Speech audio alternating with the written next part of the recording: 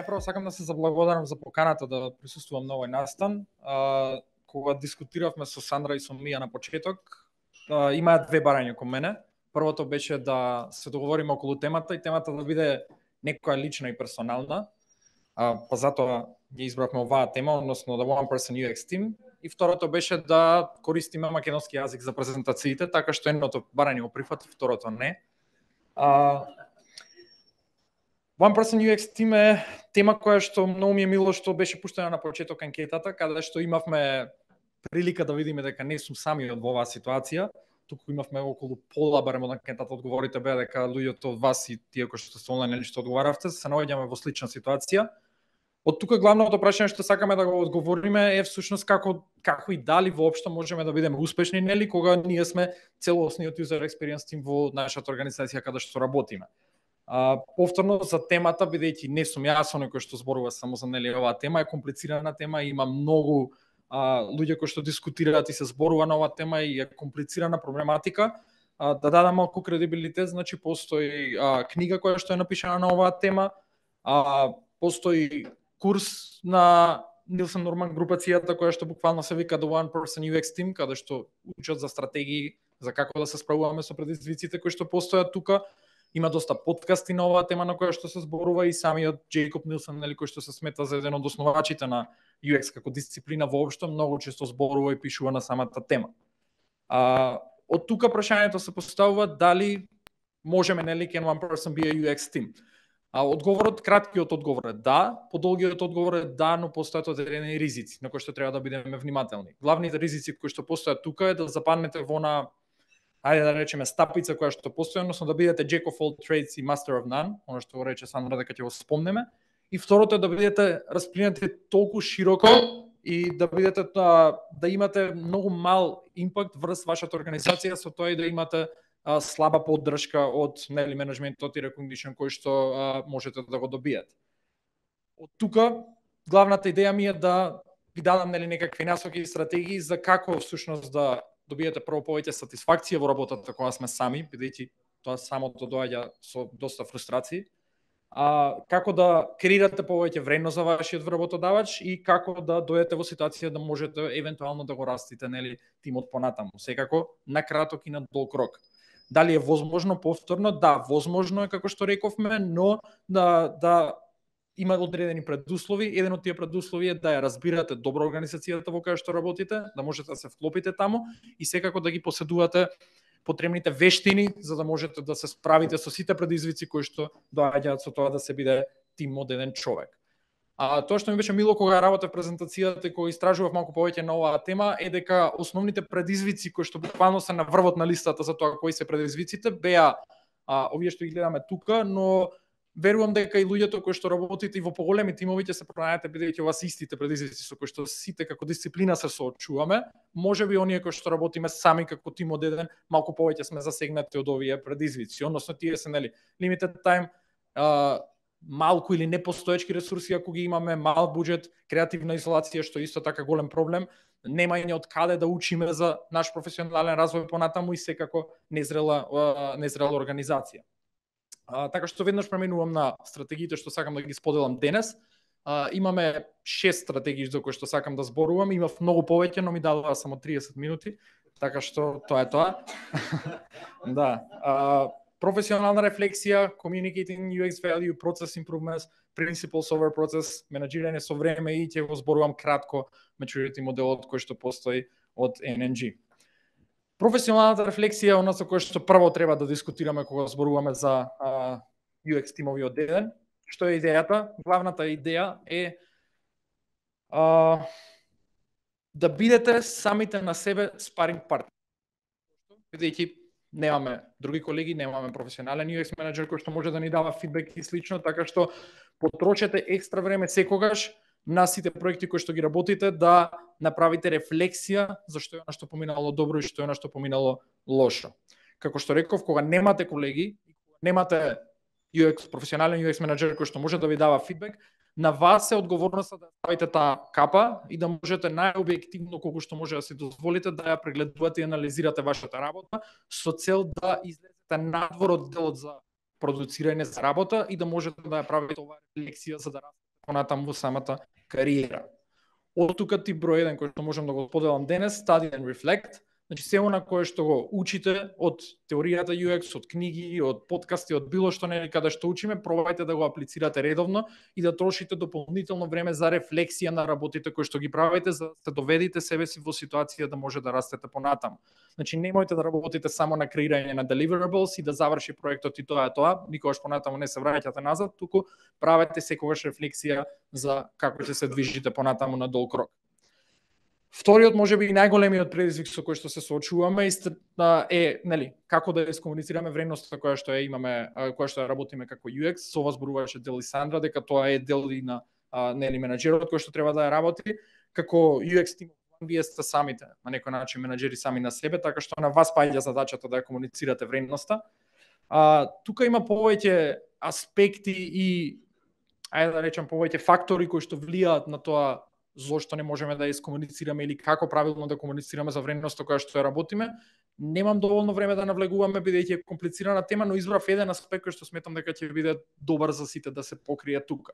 Но првата работа што можеме да сите најверојатно се согласиме тука, особено тие што сме нели UX тимов 1, е дека најголемиот предизвик кој што го имаме, прво организацијата не знае најдобро, ајде да речам, не знае најдобро што е тоа UX, и второ дека не знае што да прават со нас.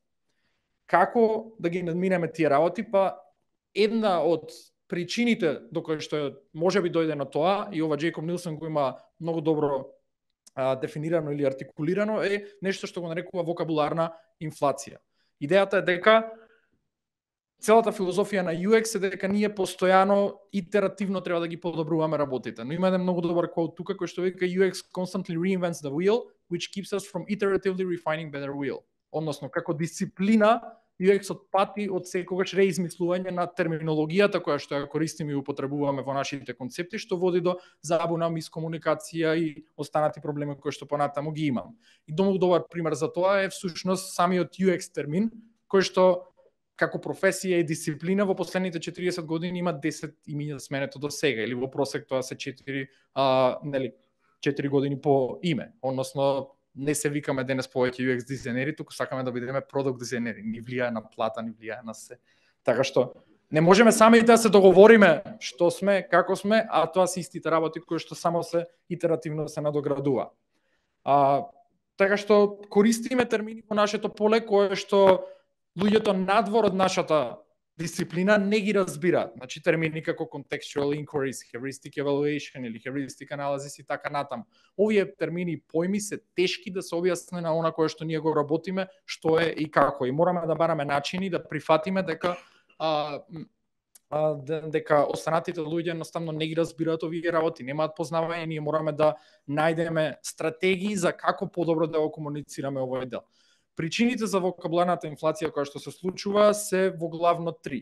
Првото е игноранција на веќе поставените, односно таблирани термини кои што постојат поради недоволна едукација или on the job learning. Второто е немање доволно респект за UX како дисциплина во минатото и од тоа поистоветување со старите термини low prestige, односно имаме низок престиж и како што реков, не сме повеќе UX дизајнери, сега сме продукт дизајнери. И последниот фактор е proprietary terminology for profits, односно тоа е стратегија земена директно од Apple Playbook, каде што како компании, одредени компании во индустријата не сакаат да користат индустријски дефинирани термини и стандарди, измислуваат нови со цел да се позиционираат малку подобро и поразлично од конкуренцијата, ги прават истите работи, ама продаваат дека ние правиме нешто поразлично и поинакво. И од тој аспект настанува повторно таа вокабуларна инфлација, каде што зборуваме за исти концепти, ама имаме по минимум 10 термини за секој од нив. И секако на вечната потрага по тоа да се биде cool, да се биде in, да се биде нели да се користат cutting edge термини.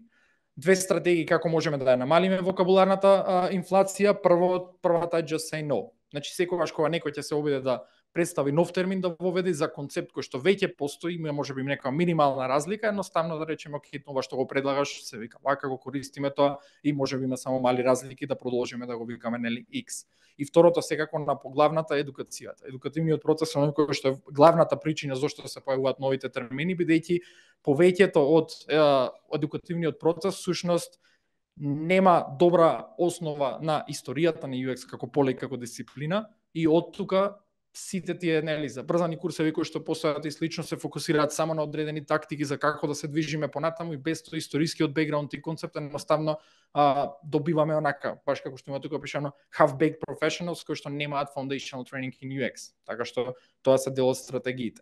Тип број 2, education, како што реков, и foundational training in UX може да помогне во спречување на вокабуларната инфлација и секако нели да пробаме да се држиме до веќе поставените имиња кои што ги имаме. Сега процес improvement, процесите се секогаш на многу интересна тема. Скоро и да не постои организација која што има добро дефинирани процеси, секогаш нешто фали, секогаш може да биде подобро.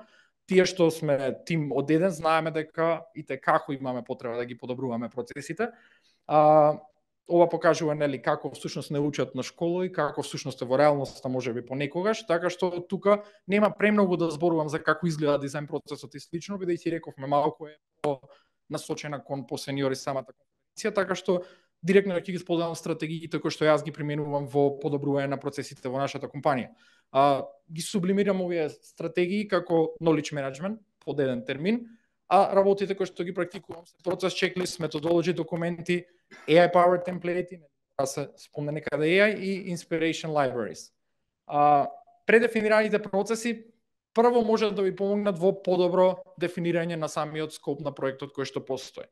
Главната идеја тука што можам да ви ја споделам е да си креирате за секоја фаза од процесот кој што го имате, да креирате посебни чеклисти, кои што буквално онака со јазик кој што можат да го разберат дури вашите колеги, да знаете точно ништо поминеме кога ги работиме нели овие ствари. Така што имаме проблем discovery, имаме problem definition, имаме solution discovery и така натаму. За секој еден дел од овој процес кој што постои, нели, можете да си дефинирате вакви чеклисти. Можете да ги испечатите и со тие чеклисти можете буквално да одите на состаноци со другите колеги и да дефинирате еве до каде сме, еве што е направено, еве што е покриено во овој дел од процесот сме и слично. Значи ни помага во делот за комуникација на како нели комуницираме за нашата вредност и истовремено ни помага во делот за да поставиме одредена стандардизација за како работиме нели самите проекти кои што ги имаме. И сега ова како го доведуваме на едно повисоко ниво со помош на методологија документи. Односно, идентификувајте ги и документирајте ги сите UX методи кои што ги користите во вашата компанија нели или на која што е дозволено да се користи. Тоа го нарекуваме Design Toolbox. Главната идеја тука е да креирате некоја библиотека каде што ќе си ги чувате буквално поделени по секоја фаза од процесот, ќе ги чувате сите достапни UX методологии кои што вие знаете и сакате да ги користите. Јас имам креирано Notion датабаза каде што за секој од овие методологии имаме креирано посебен пејдж и во секој пејдж стојат дефинициите за тие методологии, стојат сите темплети кои што ми се потребни да ги користам таму и имаме секакви best practices кои што може да ги поврзаме со самата методологија. Од тука една од причините и големата дискрепанца која што ја гледам во образовниот процес која што постои кај младите, особено младите и неискусни дечки кои што се појавуваат е дека ако го земете овој дизајн toolbox и пробате кај менаџментот да наметнете, да кажеме, процес и да речете еве што се треба да направиме, нема никош да добиете поддршка, бидејќи тоа не е начинот на кој што го работиме. Затоа се вика дизајн toolbox. Не секој проект има потреба од сите методологии. Значи на одреден проект мене ми треба тоа и тоа. На друг проект ми требаат сосема други методологии за да стигнам до таму каде што треба. Така што контекстот и како е важен за тоа како ќе пристапиме во проектите и повторно испечатете ја целиот лист кој што го имате, ова ми е дизајн тулот и од тука одете на состанок и штиклирајте. Ова ќе се работи, ова ќе се работи, ова ќе се работи. Ќе ви помогне во подобра естимација на проектите и ќе ви помогне во комуникацијата за нели што и како треба да се направи понатаму. AI Power темплейтите, ова ми е идеја која што ми е превземена од Notably AI, значи ова е софтвер, не знам, дел од вас сигурно го знаете, нов софтвер за UX Research се користи и тоа што е интересно е дека тие споделуваат доста инсайт за тоа како работат behind the scenes. Односно, нивните темплети кои што се AI powered користат ChatGPT во позадина и можете буквално да го земете тоа да си го направите за себе. Односно да си чувате темплети кои што се некакви систем промпт, кои што се буквално подпрени, се подпираат и основата нивна е на познатите дизајн frameworks, дизајн thinking frameworks кои што постојат.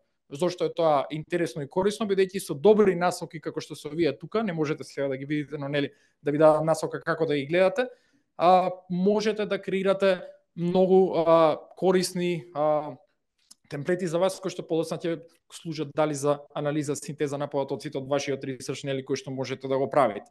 И секако inspiration libraries, постојат многу, значи учете од сите останатите успешни продукти, постојат денес многу вакви библиотеки кои што може да ги сретнете на интернет, но ве охрабрувам да почнете да си креирате ваши. Значи ваши собствени inspiration libraries со заработа на секој проект. Рековме на почетокот на делот за професионална рефлексија, трошете екстра време, секогаш потрошете време, ставајте ги бидејќи размислувате на долг рок. Од тука си градите библиотеки за да можете да се инспирирате и кога започнувате некој проект со сите овие темплети, со целата таа документација на методи и слично, знаете дека не почнувате од нула, туку веќе имате далеко поддршка, буквално како да имате поголем тим, сте сами нели оставени на себе.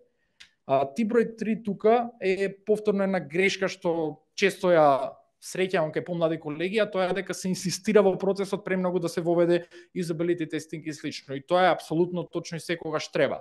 Но истовремено тоа одзема повеќе време, одзема повеќе ресурси, потребен е повеќе буџет и најчесто не наидува на поддршка кога ние сме нели тим од еден. Правете комбинација на heuristic evaluation со usability testing. Односно има многу ситуации каде што обична значи анализа користејќи ги 10 принципи за хевристика може да помогне да ги најдете 90% од проблемите во UX-от кои што постојат и без да вклучите юзер реален кој што може нели да тестира. Во многу ситуации ќе ви помогне да го подобрите UX-от со значително помалку ресурси нели понатаму. И кога зборуваме за процесите, секако сега е важно да ги издигнеме нели едно ниво погоре, односно principles over process.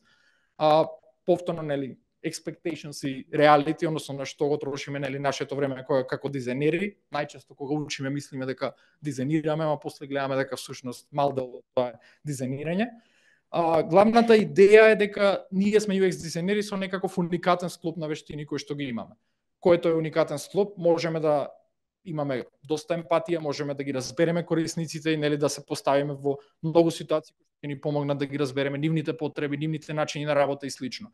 Да го искористиме тој уникатен сплет на вештини кои што ги имаме за да ги разбереме луѓето внатре во нашата компанија, односно нашите колеги, нашите стейкхолдери кои што ги имаме и како организацијата функционира, за да можеме нели да ги прилагодиме нашите процеси да се прилагодат на организацијата, бидејќи факт е дека ниту една организација нема да се промени за еден човек. Односно, нема компанијата да ги промени процесите за да ги прилагоди на како ние ги наметнуваме. Односно, на нас ќе биде обврската и одговорноста да ги прилагодиме процесите врз тоа како компанијата функционира, потоа да се позиционираме подобро да можеме да растеме нели во насока во која што сакаме.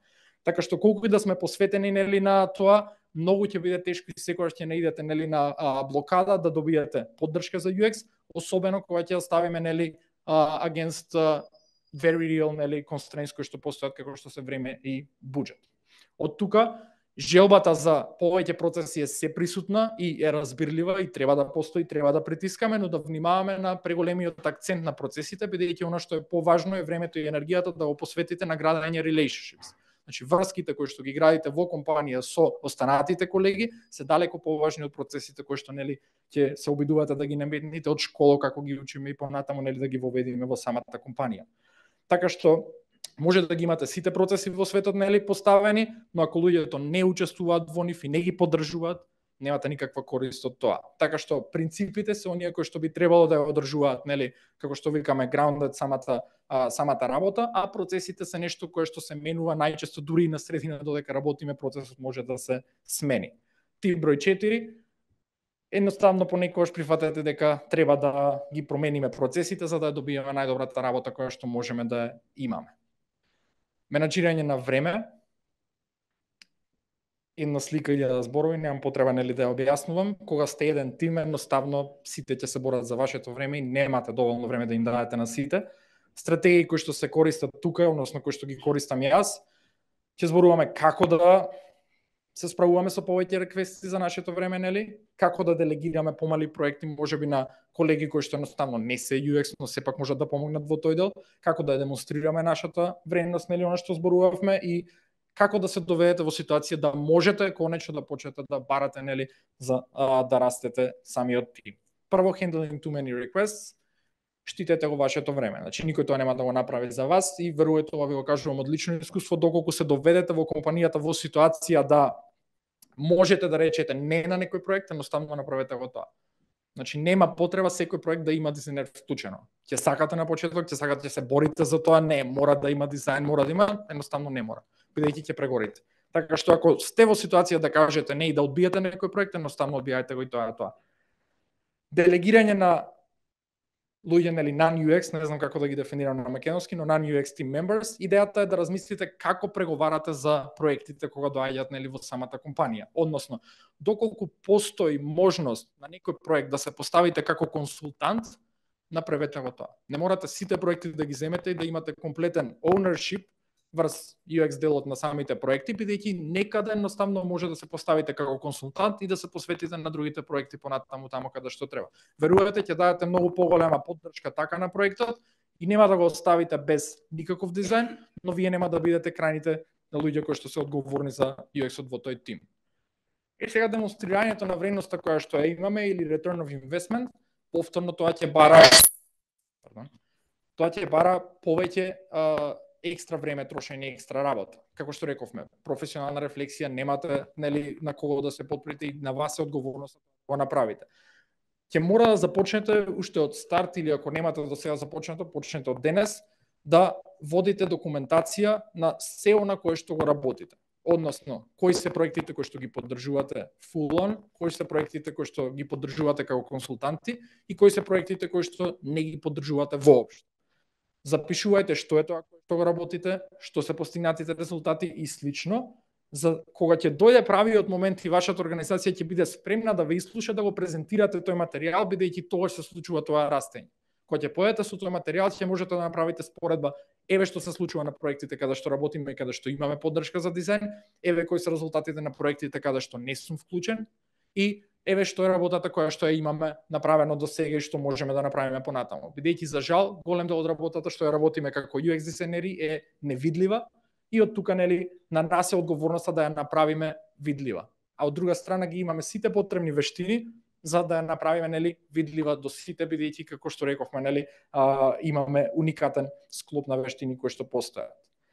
И кога ќе дојде моментот, ќе се поставите во ситуација да, како што реков, Jack of all trades, master of none, е најверојатно неизбежно до некаде, но вие имате сигурно пасија за нешто, имате насоки во кои што сакате да се насочите. За жал не можете додека сте сами да одредите специализација, но од друга страна имате уникатна можност во моментот кога ќе почне тимот да расте, да имате некаков инпут за на каде ќе го движиме тимот. Така што ако вие имате поголем интерес да работите ресерч или истражување, следниот дизајнер ќе биде visual дизајнер кој што ќе го вработите, или обратно и така натаму и така натаму.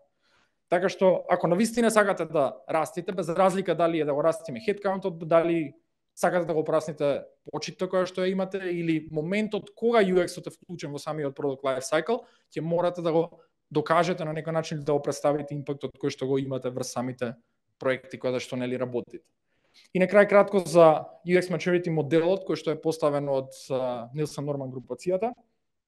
По примерот на Big Four, 4 најголеми консултантски компании во светот, креиране maturity модел но специализиран и прилагоден за UX, каде што главната идеја е да ни представи некаков фреймворк што ќе ни помогне да ја одредиме и да ја проценуваме зрелоста на компаниите во поглед на UX процесите кои што постојат внатре. Дефинирани се 6 фази, да ги наречам, 6 stages кои што постојат на организацијата, но дополнително ако читате малку повеќе за овој модел и ве охрабрувам да читате, бидејќи денес не можам да ве научам, ќе видите дека самиот модел нуди многу насоки за како всушност да го зголемуваме нивото на зрелост која што компанијата го има. Ова се 6 фази кои што постојат, со тоа што првата фаза се компаниите најверојатно надвор од тех индустријата, надвор од IT индустријата, бидејќи тоа се компаниите кои што немаат воопшто никаков UX, односно ignored или non-existent. Така што како UX team of one, вие сте веќе некој професионалец што е платен да се грижи за тоа, така што најверојатно припаѓате некаде во во ова второ ниво кое што го имаме тука. Второто ниво е каде што најголем дел од компаниите кои што се UX team од 1 припаѓаат, но со малку работа и примена на стратегиите кои што денес ги зборувам, подобрување на процесите и подобрување на културата внатре која што ја имаме, може да стигнете и да дојдете до третото ниво и од тука веќе границата е поставена. Значи, како UX тим од еден, максимум можете да дојдете од трето ниво на maturity level, бидејќи веќе за да преминете на следното ниво е потребно да започнете да го растите тимот и да ги зголемувате процесите понатаму. Потребна е таа систематизација која што имаме и да можеме да продолжиме на тој дел. Факторите кои што влијаат на самиот maturity level се 4 во главно: strategy, culture, process и outcomes. И ќе видите дека всушност за голем дел од стратегиите што ги зборувавме денес всушност влијаат на секој од овие фактори кои што ги зборуваме, односно подобрување на процесите, документирање на импактот кој што го правиме како дизајн или односно outcomes, комуницирање кон останатите non-UX team members кои што ни помага во awareness, во подобрување на културата, appreciation and support и слично, и секако стратегијата за на каде и како ќе растеме и моментот кога треба да се продолжи да се расте. Така што ако применувате дел од овие стратегии, веќе ќе имате влијаено на зголемување на вашиот maturity level во самата организација и ќе бидете можеби за едно ниво погоре од тоа каде сте биле претходно и ќе бидете подобро позиционирани понатаму да продолжиме на следниот чекор кој што го имаме. Така што тип број 6 и последен за денес е која и да е вашето ниво на maturity level во моментов, реалистичен, односно реална цел која што може да имате да преминете на следното ниво. Значи не постои никако шанса да преминеме, сега сме UX тим од 1-2 и сакаме да бидеме на maturity level 5. Невозможно, не се залетувајте, чекорите секогаш се од 2 и имате цел да стигнете до 3. Така што стигнете од таму, потоа размислувајте за како да растете понатаму. Така што ако сте тим од 1, првата цел која е? Да станете тим од 2. Така што не се залетувајте дека ќе градиме тимови, дека ќе правиме процеси, не знам какви, пробајте чекор по чекор да ги градиме работите кои што ги имаме тука. Кои се стратегиите што ги поминавме денес? Professional reflection, communicating UX value, process improvements, principles over process, managing time и секако maturity моделот кој што го имаме тука. Мислам дека толку, не знам што се случи тука. Не сака да појде на последниот слайд, таа е тоа. Хвала.